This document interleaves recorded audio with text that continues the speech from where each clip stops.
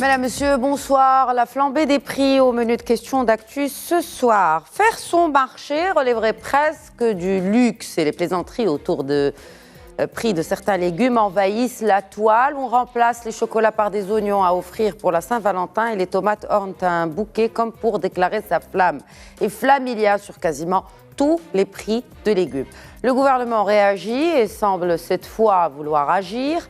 Le 9 février, en effet, les principaux ministres concernés ont tenu une réunion d'urgence afin de protéger le pouvoir d'achat des citoyens. Car quelle que soit la classe sociale, le ras-le-bol est cette fois général et il faut mettre fin à ce surenchérissement interminable.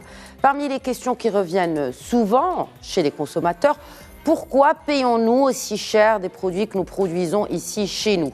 La réponse semble tout droit sortie du jargon des marchés internationaux, spéculation. L'action du gouvernement commence à porter ses fruits puisque plusieurs quantités notables de fruits et légumes stockés par leurs détenteurs pour faire hausser les prix sont saisis quotidiennement. Exemple à Aguelmousse dans la province de Khnefra, où les autorités ont mis la main sur quelques 140 tonnes de pommes de terre stockées à l'abri des regards. Mais on ne peut plus fermer les yeux sur un phénomène qui gangrène toute une chaîne de valeur obsolète et dont on ne peut plus compter les intermédiaires. L'implication de 5 ministères dans un comité pourrait-il mettre fin à ces pratiques? Nous en parlons ce soir dans cette émission en compagnie de mes invités. Il s'agit aussi de mesures concrètes pour soutenir ce pouvoir d'achat qui s'effrite de jour en jour. Et pour répondre à nos questions et à ces questions d'actualité, j'ai le plaisir d'accueillir sur le plateau de questions d'actu le président de la Fédération nationale des associations du consommateur. Bonsoir Wadi Madih et merci de vous joindre à nous et de répondre à nos questions. Bonsoir et merci à vous aussi. J'ai également le plaisir d'accueillir et pour avoir une idée un peu plus académicienne et beaucoup plus macroéconomique sur la question, professeur Nabil Adel, directeur du groupe de recherche en géopolitique et en géoéconomie de l'ESCA. Bonsoir Nabil Adel. Bonsoir, merci pour l'invitation. Merci à vous de vous joindre à nous enfin sur ce plateau. Parce que nous avons l'habitude de vous avoir avec nous à distance, donc c'est un plaisir de vous avoir avec nous en présentiel aujourd'hui. Ma première question vous est destinée, parce que là, on commence à s'en mêler un peu les pinceaux. Nous l'avons déjà évoqué lors d'une émission précédente. Il y a inflation, il y a hausse des prix. Quelle est la différence et où se rejoignent ces deux concepts? Oui, effectivement, l'inflation n'est pas la hausse des prix. Alors la hausse des prix est une manifestation de l'inflation. Pour qu'il y ait inflation, il faut que la hausse des prix soit générale, qu'elle concerne tous les prix et qu'elle soit durable, qu'elle se situe sur une longue période et qu'elle soit auto-entretenue, c'est-à-dire qu'elle s'alimente d'elle-même. Donc, c'est les trois conditions de l'inflation. Maintenant, l'augmentation des prix de certains biens par rapport à d'autres, aussi forte soit-elle, ne peut pas être considérée comme de l'inflation. C'est juste un déséquilibre sur un marché où les autorités de régulation doivent aller voir ce qui se passe. Pour parler d'inflation, comme vous l'avez dit, c'est un phénomène macroéconomique. Or, la hausse des prix de certains produits et services, c'est un phénomène sectoriel qui touche certains produits et certains services. Donc, nous vivons bien une inflation, puisqu'elle concerne, quand on voit l'indice des prix à la consommation, elle concerne toutes les rubriques. Elle est durable, on l'a vu depuis au moins juin 2021, d'une manière continue. Et puis, c'est un phénomène qui s'auto-entretient, donc elle s'alimente d'elle-même. Donc, nous sommes en présence d'inflation. Mais encore une fois, l'inflation, elle est générale, la hausse des prix, elle est spécifique à un secteur. Un secteur ou un produit, sauf que là, pour le coup, eh bien, les produits commencent à se multiplier, dont les prix flambent. Avant, on parlait des hydrocarbures, après, c'était autour des huiles de table dans le sillage de la guerre en Ukraine, et maintenant, ce sont les légumes, les viandes aussi, et nous en parlons justement. Je voudrais juste vous interpeller, Wadi Madih. Est-ce que vous avez tiré la sonnette d'alarme auprès des autorités publiques avant qu'il y ait cette réaction du gouvernement appelant tous les ministères et les départements concernés à prendre le taureau par les cornes et pour le coup descendre sur le terrain afin de mettre fin à cette hausse assez inédite des prix des légumes en l'occurrence? Alors, on n'a pas tiré une sonnette d'alarme, mais on a tiré des sonnettes d'alarme, beaucoup, depuis avril 2021. Depuis la première hausse qu'on a constatée au niveau des huiles de table, puis après, donc, on a aussi constaté au mois de août, septembre, il y a eu des augmentations d'ordre de produits généraux, donc quelle que soit leur nature alimentaire ou de biens de consommation, jusqu'au mois de février 2022 aussi. Et malheureusement, donc, le gouvernement était dans les abonnés absents. Et ça, c'est un constat et c'est un fait que nous avons constaté actuellement. On peut parler d'inflation ou on peut parler d'hausse de prix, mais la situation, elle est là. C'est que le consommateur marocain ne peut plus faire face à ses besoins et ses achats de tous les jours. Et là, malgré toutes les interventions que le gouvernement avait prises, nous constatons toujours qu'il y a... Il les met en avant, ce gouvernement, ces interventions, notamment à travers ce budget conséquent destiné à la caisse de compensation. Donc pour le gouvernement, eh bien, il a rempli sa part de responsabilité dans la hausse des prix. Moi, je ne fais pas l'avocat du diable ici, loin de moi de diaboliser l'action du gouvernement, mais je rappelle quelques notions et quelques éléments qui sont souvent rappelés par l'exécutif, à savoir le budget qui a été débloqué pour la caisse de compensation. Oui. Et cela concerne notamment le prix du pain qui n'a pas changé, le prix de l'électricité non plus, la bonbonne de gaz dont le prix est resté fixe malgré les fluctuations sur les marchés internationaux. Oui. Et donc c'est l'État qui a pris en charge ces différences pour ne pas répercuter la hausse des prix sur le consommateur. Sans oublier aussi que l'État a renfloué les caisses à partir de la hausse des prix des carburants.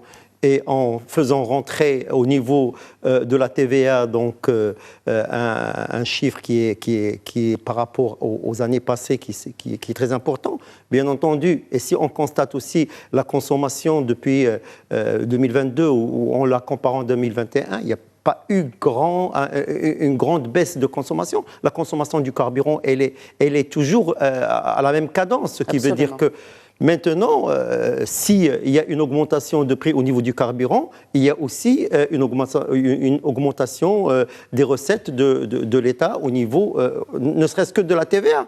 Alors, bon, si on parle de la compensation, la caisse le gouvernement a peut-être bien renfloué, a peut-être bien dépensé beaucoup d'argent sur le gaz butane, mais il a aussi, en contrepartie, gagné beaucoup d'argent sur le carburant. Et ceci compense cela, finalement. Peut-être bien. Mauvais jeu de mots. Nabila Adel, alors, vous avez parlé tout à l'heure de hausse sectorielle. Donc, c'est ce qui différencie un peu inflation et flambée des prix. Alors, en parlant de hausse sectorielle, parmi les raisons qui ont été avancées, eh bien, en ce qui concerne notamment les prix des légumes, c'est qu'il y a la sécheresse d'un côté et la vague de froid d'un autre. Est-ce, selon vous, les principales raisons qui ont poussé la tomate à atteindre des prix quand même inédits, 12 dirhams le kilo, 14 dirhams dans certaines régions aussi? Oui, tout à fait, parce que ce ne sont pas des prix nouveaux pour nous. La tomate a déjà atteint ses prix par le passé. Oui, même dépassé, absolument. Voilà, donc aujourd'hui, les explications par les phénomènes naturels peuvent être une bonne explication. Maintenant, je voudrais revenir à cette histoire qui n'est pas inefficace, mais qui va avoir une portée limitée. Le contrôle des prix au niveau de certains marchés. Je m'explique. Aujourd'hui, on a diagnostiqué comme quoi l'origine serait la multiplicité des intervenants. Or, nous avons tout un secteur qui échappe à ça. La grande distribution moderne, les grandes et moyennes surfaces. Et malgré ça, on y trouve des prix élevés. Ça veut dire que ce n'est pas un phénomène qui est lié à la multiplicité des intervenants. Un autre élément, c'est que nous sommes aujourd'hui, quand on dit la multiplicité des intervenants, vous avez des intervenants qui sont légitimes. C'est-à-dire on ne peut pas aller acheter directement au producteur. Le producteur, c'est l'agriculteur. Vous avez un grossiste qui va aller acheter chez lui et lui payer la production d'une année rubis sur ongle, sur le champ, pour récupérer cette marchandise. Alors, entre le moment où cette marchandise est payée et le moment où elle arrive sur le marché, après plusieurs mois, parce qu'il stocke dans les frigos, les prix peuvent varier, à la hausse comme à la baisse. Et à partir de ce moment-là, vous avez un grossiste qui distribue un semi-grossiste qui, lui, va faire parvenir au consommateur final. Le seul élément, on va dire, nuisible dans cette chaîne, c'est quand il y a quelqu'un qui agit entre le grossiste et le semi-grossiste, ou entre le grossiste et le détaillant, entre le détaillant et le consommateur. Mais ces gens-là, quel que soit leur pouvoir, ne peuvent pas agir sur la tendance générale des prix. Ça va rester localisé sur certains marchés, sur certains produits, sur certaines régions, mais de là à me dire que les 140 tonnes qu'on a saisies à Khnefra, c'est ça qui va agir sur le prix de la pomme de terre, non, je ne pense pas. Je ne sais même pas pourquoi on l'a saisi. Peut-être que la personne a stocké ça dans des conditions légitimes. Pourquoi ? Parce que quand on prend de la pomme de terre de chaque agriculteur, on ne peut pas la vendre immédiatement sur le marché. Il y a des saisons, il y a une demande. Oui, mais si la demande augmente et que l'offre diminue, logiquement, le prix augmente. Si maintenant, il y a une demande et qu'on ne sort pas, là, on doit intervenir. Mais si on voit que le prix augmente, il y a bien une raison derrière, c'est que l'offre ne répond pas à la demande et donc, de facto, les prix augmentent. C'est l'une des raisons pour lesquelles, en tout cas légales, pour lesquelles et logiques, pour lesquelles les prix augmentent. Ce qui devrait être fait par cette commission, parlons justement de cette commission. C'est qu'ils doivent aller d'abord s'assurer que la personne qui a acheté chez l'agriculteur a acheté un prix raisonnable et qu'il est en train de vendre un prix déraisonnable. Mais si à l'achat, les prix étaient élevés, donc à la vente, ils seront élevés.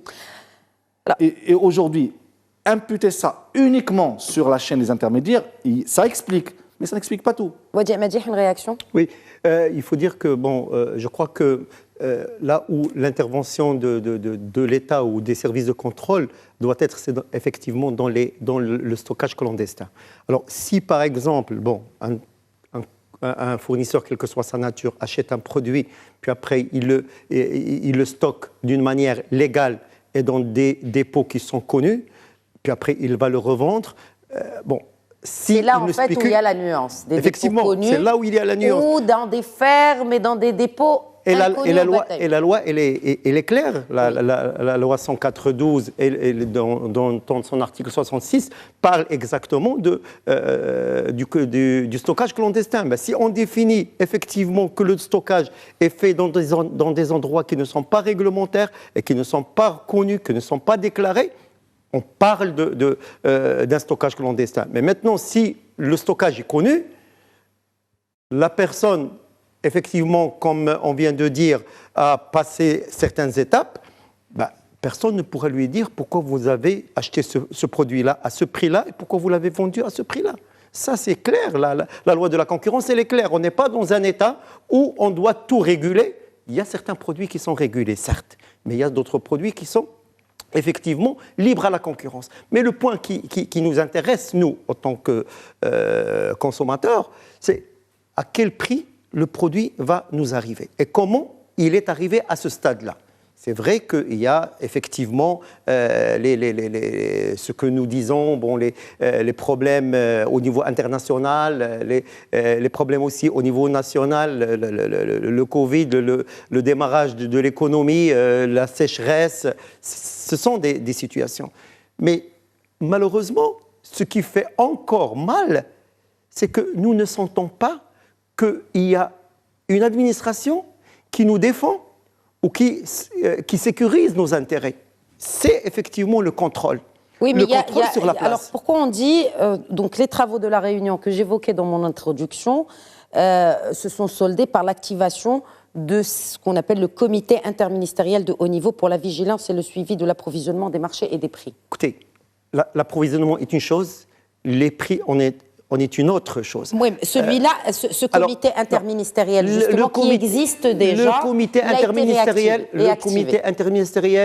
chaque année, il est activé. Chaque année, quand on se rapproche du mois de Ramadan, donc on voit toujours que l'administration, le gouvernement, les ministres, le ministère de l'Intérieur font des réunions pour dire, bon voilà, on va... Mais on ne consomme pas que le mois de Ramadan, que je sache. On consomme toute l'année. On consomme 365 jours. Et pourquoi pas ne pas avoir 365 jours de contrôle ? C'est ce qui fait aussi un grand point d'interrogation pour nous en tant que consommateurs. Donnons juste un petit exemple. Sur 90%, peut-être, on n'a pas fait des statistiques, mais ça se voit. Sur 90% peut-être de commerce, au niveau national, n'affiche pas les prix. et qui est une obligation. De par la loi 3108, l'affichage du prix est une obligation. Il est de ressort du comité de suivi, effectivement, ou la commission provinciale, il est de ressort de d'autres contrôleurs de n'importe quel secteur. Donc, parce que dans la loi 3108, nous avons 11 départements ministériels qui sont concernés par l'application de cette loi. Et maintenant, qui c'est qui nous empêche, nous, en tant qu'administration, d'aller vérifier si ces gens-là affichent leur prix? L'affichage de prix, c'est un droit de consommateur, c'est une information du consommateur qui me permet, moi, en tant que consommateur, de choisir le plus important et le plus intéressant pour moi. Malheureusement, on le voit constamment sur tous les commerces. Il n'y a pas d'affichage de prix. Et pourquoi pas? Ça demande quoi, en tant qu'investissement pour le professionnel lui-même, d'afficher ses prix? Et ça demande quoi à l'administration aussi de contrôler ces gens-là qui n'affichent pas leur prix. Puis après, on ne parle pas aussi d'un autre problème qui est assez récurrent ici au Maroc, c'est le marché parallèle.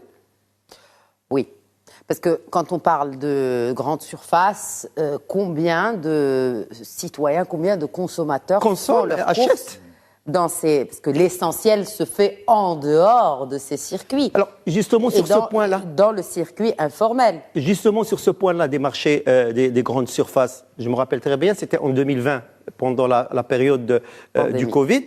Il y a eu donc une autorisation pour les grandes surfaces de s'approvisionner directement chez les agriculteurs.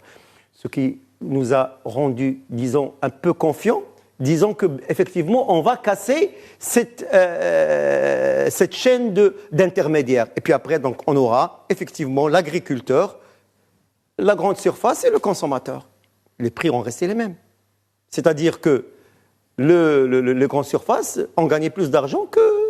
Donc, il vaut mieux que les trois intermédiaires qui gagnent de l'argent qu'une seule personne, une seule entreprise qui gagne de l'argent. Pour moi, c'est peut-être mieux que ça. Est-ce qu'on a une idée des marges des intermédiaires? Alors, là, je n'ai pas, sérieusement, je n'ai pas de marge de... Mais on a combien de manière générale? On ne va pas... De manière générale, effectivement, ceux qui sont légaux, c'est le grossiste, le semi-grossiste et le détaillant. Mais entre le grossiste et le semi-grossiste, déjà entre l'agriculteur et le grossiste, il y a un intermédiaire. C'est celui qui achète directement dans les champs. Puis après, celui-là va devoir vendre au marché de gros. Et le marché de gros, c'est un gros problème aussi, donc qu'il faudrait résoudre. Ça, c'est un problème qui n'est pas ni d'hier. C'est un problème ça fait quand même des années quand on parle de la restructuration des marchés de gros et rien ne se fait. Puis après, donc, nous avons aussi d'autres petits intermédiaires qui rentrent en jeu, ce qui fait que maintenant, si on achète, si la tomate coûte 2 dirhams chez l'agriculteur et elle est à 12 dirhams chez le consommateur, les 10 dirhams, c'est éparpillé entre tous les Et souvent, ce sont les producteurs qui se défendent des prix, parce que pour eux, et j'ai eu l'occasion d'en parler avec un producteur sur ce même plateau, à l'occasion de la hausse l'année dernière, encore une fois, des prix de la tomate qui avait atteint encore une fois 15 dirhams, et ils ont assuré qu'ils vendaient le kilo à 3 dirhams. Alors, ces 12 dirhams, comment? C'est-à-dire que, est-ce qu'un intermédiaire peut peut-être engranger plus de gains que le producteur lui-même? Il y a aussi le phénomène de l'export. Maintenant, nous avons deux marchés, le marché européen et le marché africain. Peut-être bien que le marché européen il est plus organisé que le marché africain et maintenant donc on constate que effectivement pas toute la production mais la grande partie de la production elle s'en va vers ces cieux-là, donc vers ces pays-là. Alors normalement, et ce que doit être fait, ça je ne suis ni le gouvernement ni l'État pour donner des stratégies. Mais des choses ont été annoncées. Alors, l'interdiction d'exportation de certaines variétés de légumes, ça c'est officiel, Nabil Adel. Il s'agit des pommes de terre, des oignons et des tomates. Alors, du coup, maintenant, c'est les exportateurs qui se plaignent. On peut pas, bien évidemment, faire plaisir à tout le monde, mais pour protéger le consommateur, maintenant, peut-être que les exportateurs de ces légumes-là, notamment vers les marchés africains, risquent d'en payer le prix fort. C'est une mesure qui est sage, parce qu'effectivement, en temps de crise, on privilégie d'abord le marché local. On ne va pas servir d'autres clients, alors que nous, chez nous, on a des problèmes. Maintenant, pour revenir à cette histoire de multiplicité des intermédiaires, effectivement, quand on dit, là, elle sort à 3 dirhams, elle arrive à 12 dirhams, ça peut choquer. Mais encore une fois, ce sont des circuits qui s'organisent. C'est-à-dire que la grande surface ne peut pas acheter directement chez l'agriculteur, parce qu'elle va changer de métier. Il faut qu'elle investisse dans des entrepôts, dans du matériel de transport, et puis surtout les grandes surfaces vivent des crédits fournisseurs. Oui. Ça veut dire qu'elles doivent changer tout leur business model pour investir dans des frigos, pour investir dans du matériel de transport, et puis surtout pour avoir suffisamment de trésorerie pour payer l'agriculteur sur le champ. Les gens qui se mettent entre le producteur et le consommateur final, ce ne sont pas des gens qui ne créent pas de valeur. La personne qui prend de chez l'agriculteur et il va stocker dans des frigos pour pouvoir, lui, il va prendre des tonnes, mais à la fin, vous allez acheter des kilos. OK. Moi, j'ai vu des producteurs acheter à 7 dirhams, des grossistes. Des grossistes. Acheter à 7 dirhams et vendre à 1 dirham et demi. Les prix du marché se sont retournés entre le moment où il a acheté et le moment où il a vendu. Parce qu'il y a plusieurs mois qui s'écoulent. Pour éponger les pertes d'une saison. Voilà, il ne faut pas penser que ce sont des gens qui gagnent tout le temps. Non, non. Oui, c'est normal, comme tout business. Oui, voilà. bien sûr. Donc parfois, il y a des saisons qui sont catastrophiques pour eux. Et le producteur a déjà pris son argent. Et moi, je me rappelle, en 2016 ou 2017, la pastèque s'est effondrée à 0,80 dirhams le kilo, tant et si bien que des gens qui ont donné des avances dans des fermes ont abandonné l'avance, parce que ça leur coûtait plus cher d'aller enlever et payer le transport au marché pour vendre à 0,80. Donc ils ont abandonné. Mais ceux qui ont acheté et stocké, ils ont eu une perte sèche. Donc tout ça pour dire, il ne faut pas penser qu'à chaque fois... Mais la spéculation, elle est où alors, non, la spéculation existe, mais ce qu'on veut dire, c'est que la spéculation va agir sur les prix, sur certains marchés, pendant certaines périodes, mais de là qu'on me dise que le prix de la pomme de terre au Maroc est élevé parce qu'il y a des spéculateurs, ça, je ne veux pas y croire. Parce qu'ils n'ont pas le poids nécessaire pour agir sur la tendance globale des prix. Et au Maroc, globalement, les circuits sont suffisamment bien organisés pour laisser très peu de marge aux spéculateurs qui peuvent faire basculer les prix. Et d'ailleurs, la preuve, c'est que quand on voit, même s'il y a une petite partie de la population marocaine qui s'approvisionne auprès des grandes surfaces, mais à quoi servent les grandes surfaces? C'est un référentiel de prix. Si les prix... C'est un référentiel par rapport à qui? Par rapport à quoi? Non, c'est-à-dire que quand je vais acheter à la grande surface, je compare par rapport à mon vendeur de légumes. Oui. OK. S'il y a une grande différence, il y a spéculation, soit chez l'un, soit chez l'autre. Mais en théorie, on doit être sur des mêmes niveaux de prix à quelques 50 centimes ou 1 dirham. OK. Donc, mais par contre, si je vais acheter à la grande surface à 12 et que mon vendeur de légumes me vend à 9 ou à 5, là, il y a un problème. L'un des deux est victime d'une spéculation. Mais globalement, on n'observe pas ça. Ce qu'on observe, c'est que souvent, nous sommes sur des marges de 1 dirham, ça dépend des produits. Parfois, on peut trouver plus. Mais c'est localisé. Ce n'est pas un phénomène qui est général. Et d'ailleurs, l'une des choses qui font que les grandes surfaces apportent ce souffle d'organisation dans une économie, c'est qu'ils servent de référentiel de prix par rapport à des marchés qui ne sont pas organisés. Et quand il y a un gros décalage dans les prix, ça veut dire que l'un des deux n'est pas efficient. Voilà. Donc, c'est la raison pour laquelle, effectivement, il faut contrôler les prix. Il faut contrôler l'affichage. Et je suis d'accord avec vous, parce qu'aujourd'hui, il n'y a pas de raison que les gens n'affichent pas les prix. Oui. Même pour les touristes, dans beaucoup de secteurs, il faut afficher les prix. Et il faut sévir avec la plus grande fermeté contre les spéculations et contre les ententes de prix. Oui. Les ententes peuvent agir sur le prix. Mais aujourd'hui, et vous allez voir, Madame Ihsan, que quand ils vont faire ce travail, ils vont s'agiter pendant quelques mois, mais ils ne vont pas agir sur la tendance générale des prix. Parce que ce sont d'autres phénomènes macroéconomiques, d'ordre géopolitique. Alors justement, en parlant de phénomènes macroéconomiques, l'alimentation va devenir le premier contributeur à l'inflation en 2023.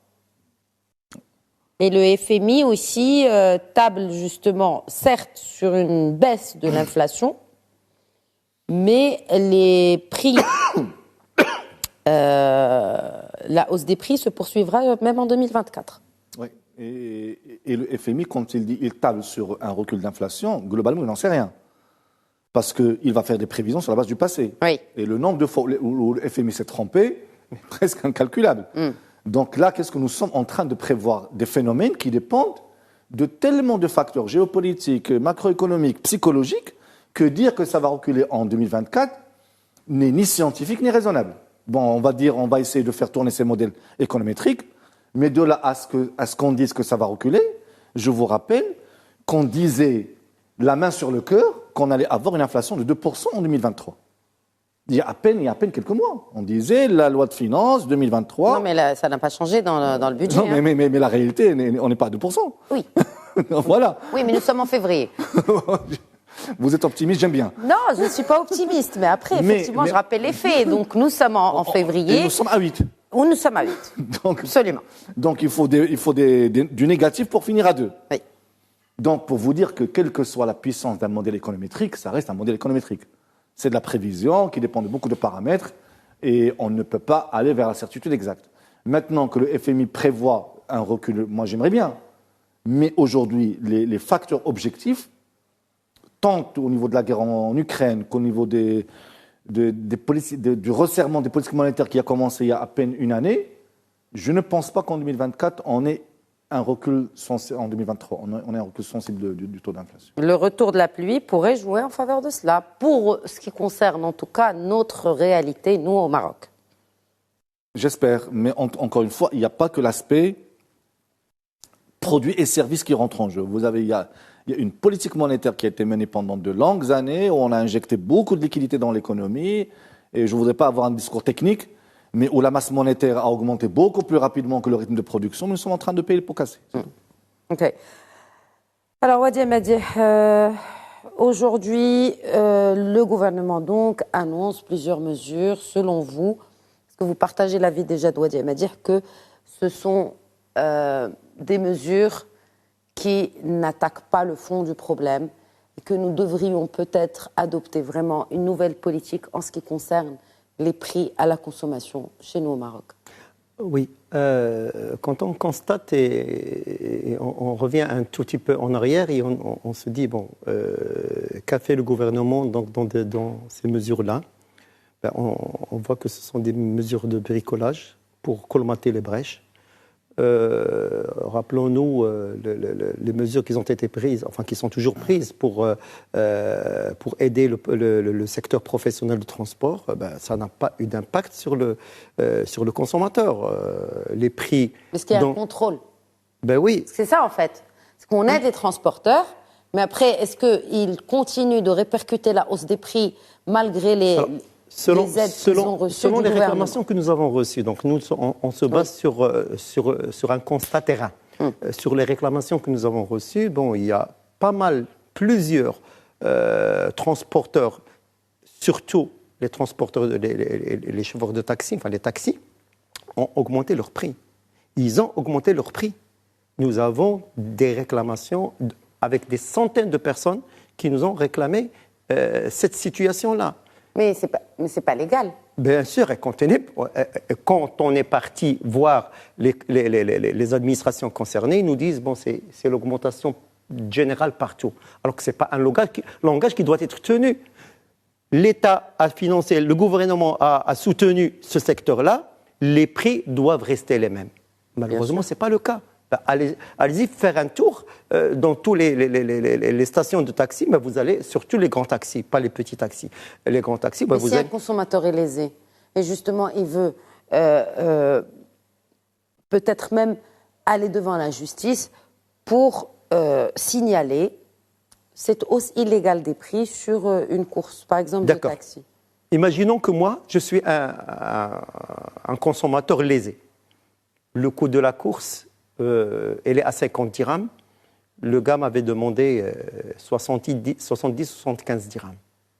Et bien, même moins. Il y a une course qui est à 5 dirhams, il la prenne à 10 dirhams.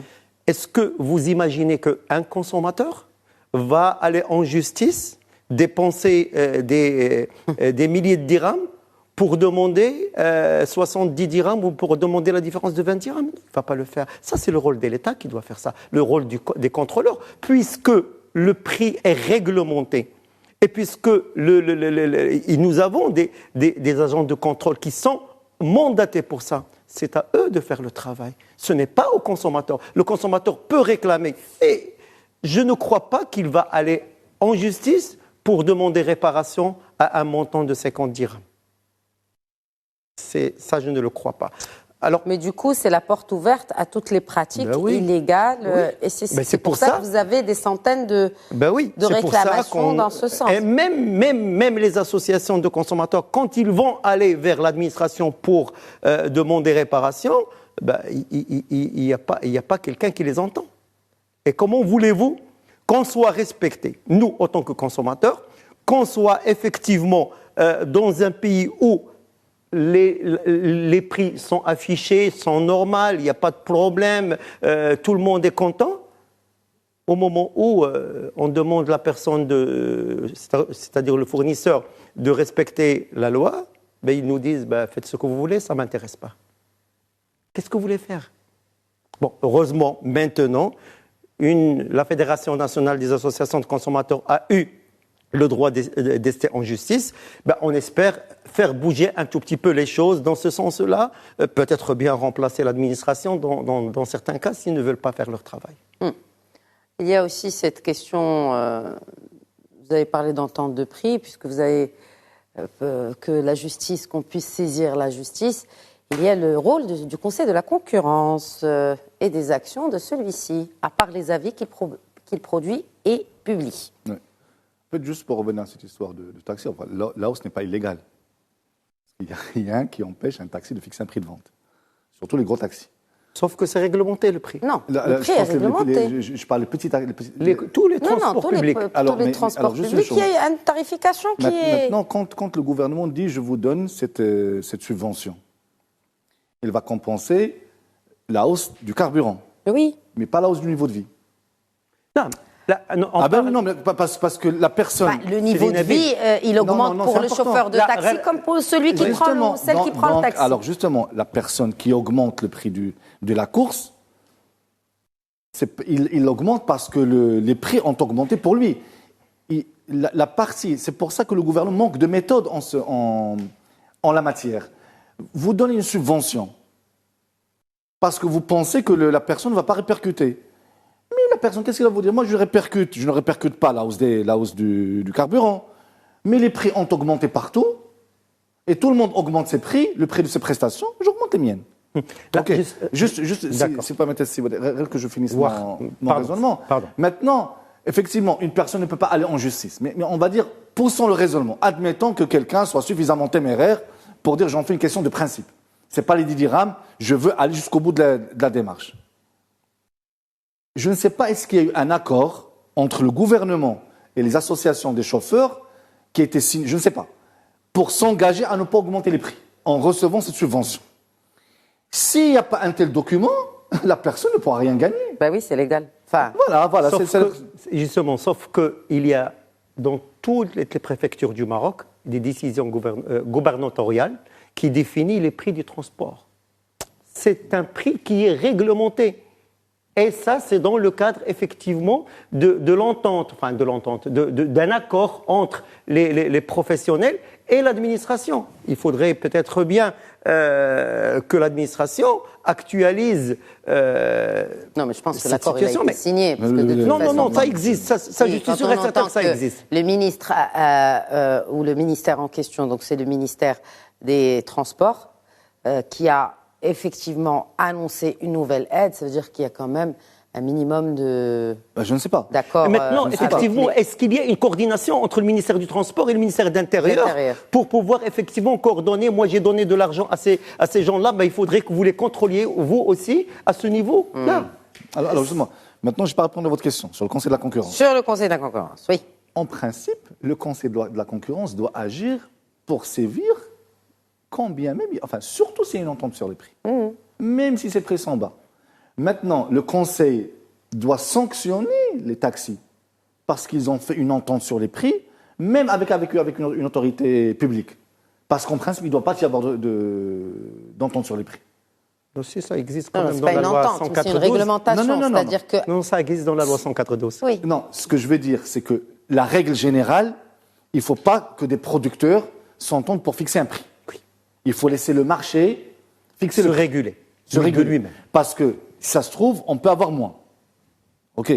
Maintenant, ils l'ont fait. Je ne sais pas quel est l'avis du Conseil de la concurrence dessus, mais en principe, on ne doit pas avoir d'entente. Même quand c'est avec un pouvoir public. OK. Aujourd'hui, le problème, c'est que nous sommes sur un vecteur comment dire, qui transmet la hausse des prix. Le transport.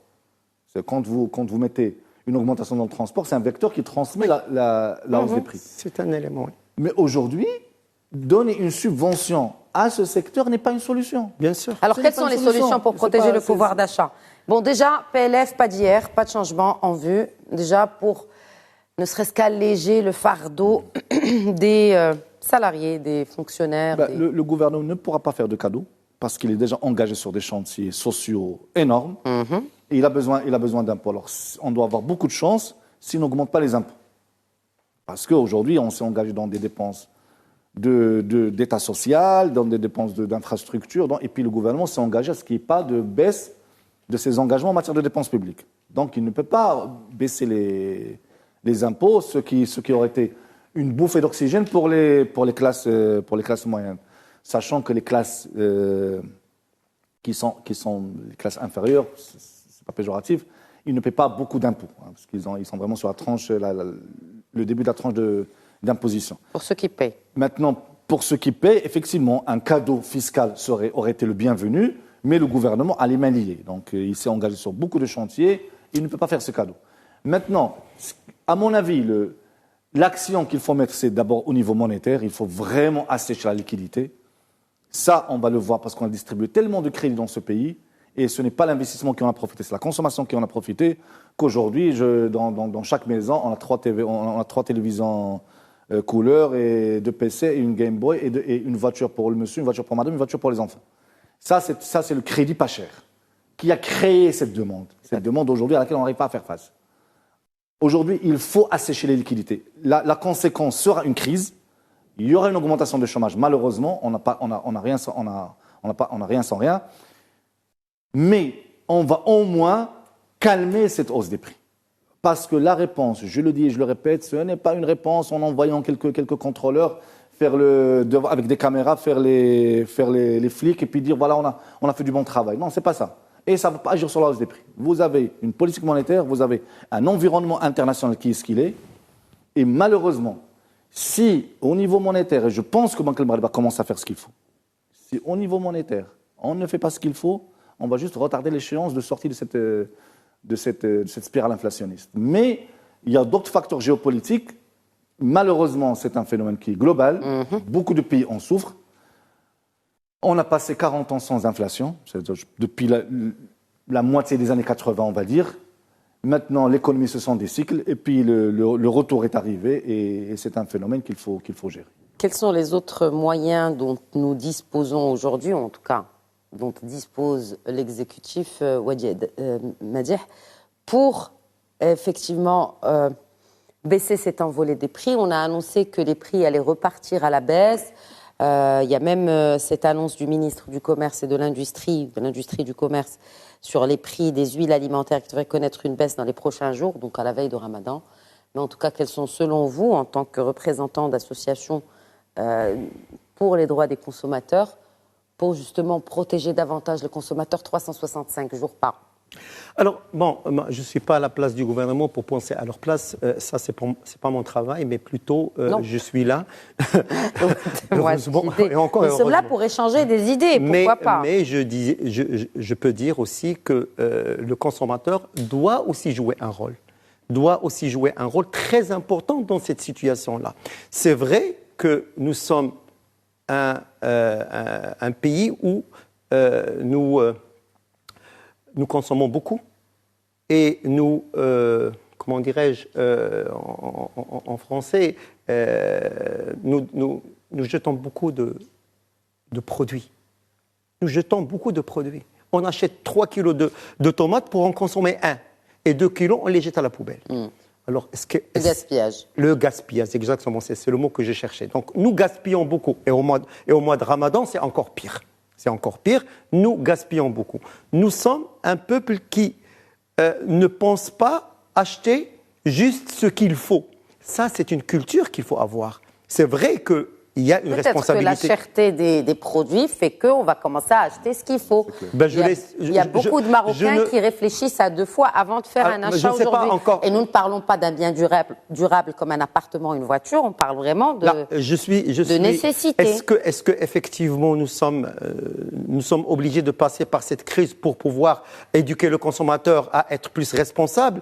S'il le faut, il faut ce qu'il faut. Il le faut. Oui. Maintenant, s'il ne veut pas lui-même comprendre que c'est dans son intérêt de consommer d'une manière raisonnable et d'une manière durable, s'il faut... Est-ce que vous pensez qu'on devrait arrêter d'acheter, par exemple, parce que selon certains observateurs, par exemple pour les États-Unis, l'inflation serait repartie à la baisse grâce aux consommateurs américains qui n'achètent pas quand c'est cher? Oui. Oui. C'est ce que nous disons, effectivement. Déjà, quand on parle des droits du consommateur et nous avons ce droit de choix, ça veut dire quoi? Ça veut dire que je peux choisir le produit qui me convient, si je ne dis pas le moins cher, avec la qualité requise. Et personne n'a le droit de me dire non, il faudrait acheter ceci ou cela. Donc, je dois utiliser effectivement mes leviers à moi pour pouvoir aider ou m'aider moi-même à sortir de cette situation. C'est vrai que l'État, le gouvernement sont responsables, c'est vrai que le fournisseur est aussi responsable, mais le consommateur lui-même est responsable. Le consommateur lui-même doit savoir, effectivement, s'il a besoin d'acheter de tomates, je n'achète que de tomates. Pourquoi je vais acheter 2 kilos? Si je ne veux pas consommer, si la viande maintenant coûte 120 dirhams, pourquoi je vais l'acheter, moi, cette viande? Ça va repartir aussi à la baisse selon les Donc, ça va aider, mais effectivement. est-ce que vous pensez que, vous parlez d'un consommateur responsable, est-ce qu'il est déjà au courant? Est-ce qu'il sait qu'il doit être responsable? Je ne parle pas ici de campagne de sensibilisation, là on va au-delà de la sensibilisation.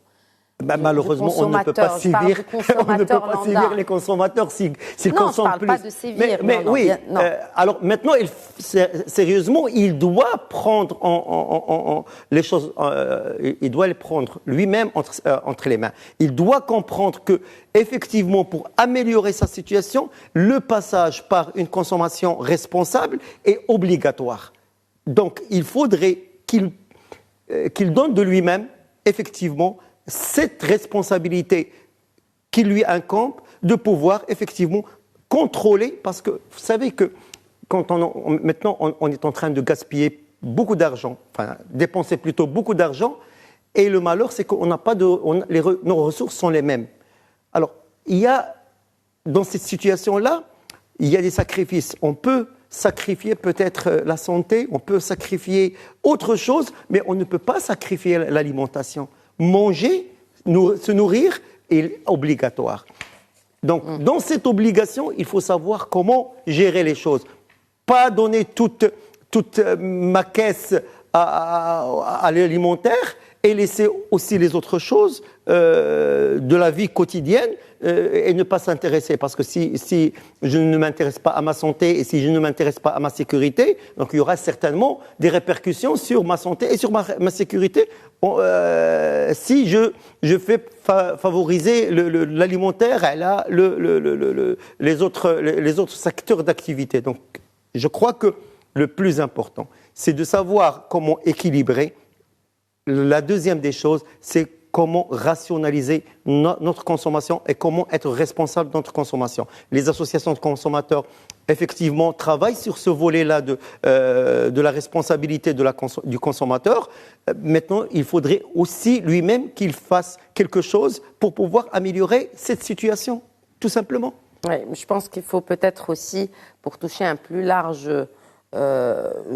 population, faire appel aux influenceurs, à ces personnes qui, justement, touchent un nombre important de personnes, de consommateurs, afin de véhiculer ce message, parce que nous ne l'entendons malheureusement pas assez. Après, ces produits-là, parce qu'on l'a vu, certains, aujourd'hui, cette hausse des prix pousse les citoyennes et les citoyens à réduire leur consommation de produits non nécessaires. Alors, est-ce qu'il faut aussi créer un comité interministériel pour voir aussi les autres produits qui sont impactés par une hausse des prix qu'on ne comprend pas? Et ça peut être des biens durables. Oui, et puis un autre comité ministériel pour rassurer les gens sur l'avenir de leur retraite, et puis un 4e comité pour... Non. Aujourd'hui, la première sanction, c'est les prix. Dès que les prix augmentent, les gens commencent à faire attention à leur consommation. Pas besoin de beaucoup de sensibilisation. Et on commence à le voir aujourd'hui. Les gens, quand ils vont au marché, les caddies sont beaucoup moins fournis qu'il y a quelques années. Et là, on se limite à l'essentiel. Et puis, vous savez, cette histoire de crédit pas cher que nous avons dénoncée depuis longtemps, effectivement... Mais ça suit le cours un peu, c'est mondialisé. Je veux dire, oui, maintenant, effectivement... C'est arrivé, peut-être nous ne sommes pas encore arrivés à la maturité comme ce qui se passe en Europe. Par exemple, en Europe, beaucoup de pays européens sont arrivés à maturation, au pic justement de cette consommation poussée par le crédit gratuit, pas cher. Pas cher, voilà, mais presque gratuit, parce qu'on était sur des taux presque négatifs. Nous avons épuisé cette planète parce que nous avons surconsommé pendant une longue période. Maintenant, c'est un autre débat. Maintenant, les prix ont cette vertu de discipliner. Quand c'est cher, on n'a pas besoin de sensibilisation, les gens vont commencer à faire attention. Que ça soit, d'abord, ils vont commencer à couper dans tout ce qui est pas nécessaire, tout ce qui est secondaire, tout ce qui est luxe, tout ce qui est superflu, donc on n'a pas besoin de comité ministériel. Et à partir du moment où les choses commenceront à être serrées, ils vont passer à l'essentiel. Et quand ça va être serré au niveau de l'essentiel, ils vont descendre dans la rue. OK. Et en principe, quand en économie, on ajoute soit par la quantité, soit par le prix. La meilleure attitude, mieux que l'intervention de n'importe quel gouvernement, la Banque centrale, tout ce que vous voulez, c'est ce que font, comme vous avez dit tout à l'heure, les Américains. Je ne consomme plus. Et vous allez voir, les prix vont baisser. C'est ce qui s'est passé aux États-Unis. Quand il n'y a pas de demande, les prix baissent. D'accord. Ben oui. Voilà, donc c'est mécanique. Parce que par exemple, quand on nous propose aujourd'hui, et c'est le cas aujourd'hui, 1 kilo de haricots verts à 25 dirhams, il y a des questions à se poser. Pourquoi acheter ce haricot vert? On ne va pas en mourir si on n'en consomme pas. Voilà. C'est ça l'attitude. Je ne vais pas en mourir. Et croyez-moi, si tout le monde commence à faire ça, les prix vont baisser. Même pas besoin de l'intervention de la Banque centrale, ni du gouvernement, ni rien du tout. Maintenant, attention, chaque chose a un prix. Un prix, oui. C'est-à-dire que si vous réduisez la demande, vous réduisez le niveau d'activité économique. Exact. Donc, vous allez créer du chômage. Mais c'est un moindre mal. C'est un moindre mal. Au moins, calmer la hausse des prix. Parce que la hausse des prix, c'est un monstre qui ronge tout.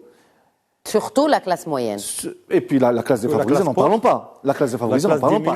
Elle est écrasée. Mais quand on dit classe moyenne, c'est à cause de la hausse des prix qu'ils ont basculé vers... le déclassement. Exactement, vers la pauvreté, voire la vulnérabilité.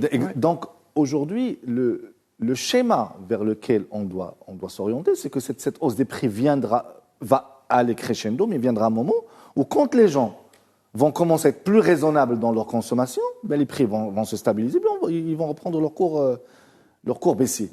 Mais aujourd'hui, tout ce que nous faisons, les actions du gouvernement, les actions de la Banque centrale vont avoir un impact à moyen terme. C'est dans quelques mois. Ramadan. Ramadan, c'est dans 6 semaines. Enfin, un peu Par moins contre, de 6 semaines. la réduction de la consommation par les ménages, les faits, on parle de quelques semaines. Oui. Et puis les prix vont commencer à se calmer. Le temps d'épuiser les stocks que les producteurs ont, les nouveaux stocks vont sortir avec de nouveaux prix. Donc, encore une fois, comme vous l'avez dit, je vous rejoins, il ne faut pas toujours jeter le bœuf avec l'eau du bain. C'est toujours la faute au producteur. Il faut que dans nos habitudes de consommation, on soit plus raisonnable. Oui. Et quand on est plus raisonnable, vous allez voir, au lieu d'avoir dans un couple de classe moyenne de véhicules, on va en prendre un, faire du covoiturage, maintenant il y a des lignes de tram partout, commencer à prendre du tram, et puis vous allez voir que les prix vont commencer à baisser. Le temps d'oublier ces réflexes et d'en prendre de nouveaux. C'est ça, c'est le fait de se réhabituer à de nouveaux réflexes. Et je pense que ça va être très difficile d'envisager cela. Oui, absolument. Les haricots verts à 25 dirhams... Oui, et c'est effectivement... On est un exemple. C'est un exemple qu'on peut effectivement transposer sur beaucoup d'autres aspects. Merci beaucoup, Wadi Amadir. Merci à vous. Et à vous également, Nabil Adel. Merci d'avoir enrichi cette discussion. Bien sûr que nous avons ce sujet d'actualité qui est la hausse des prix. Nous allons certainement revenir dessus, et notamment avec l'approche de Ramadan, grand mois de consommation. C'est encore une autre question où là, il y a vraiment contradiction. Mais bref, merci à vous également pour votre fidélité à Question d'Actu. Très bonne soirée.